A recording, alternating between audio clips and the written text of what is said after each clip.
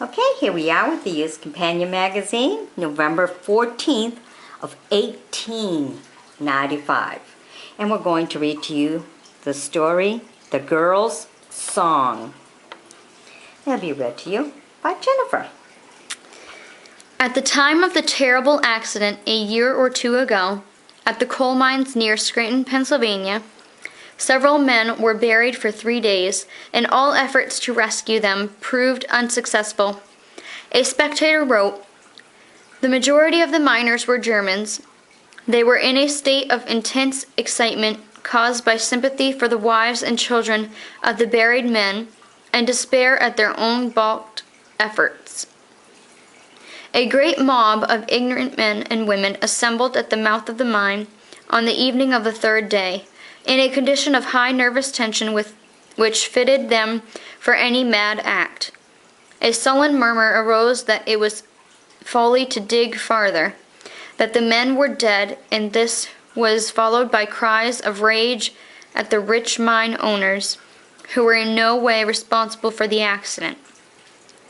A hasty word or gesture might have produced an outbreak of fury. Standing near me was a little German girl, perhaps 11 years old.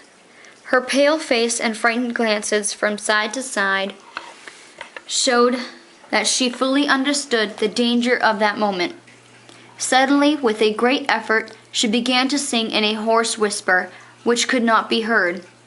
Then she gained courage, and her sweet childish voice rang out in Luther's grand old hymn, familiar to every German from his cradle. A mighty fortress is our God. There was a silence like death. Then one voice joined the girls, and presently another and another, until from the whole great multitude rose the solemn cry, "With force of arms we nothing can, full soon are we o'erridden, but for us fights the godly man, whom God himself hath bidden. Ask ye his name, Christ Jesus is his name." A great quiet seemed to fall upon their hearts.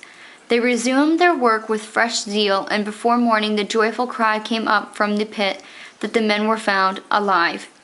Never was a word more in season than that child's hymn. Oh, that's nice. Look at that. Such a silent prayer. Well, a loud prayer. In different words and everything, but very religious. We prayed for them to be safe, and they were. That's a good ending to a story. It's always good to have a happy ending.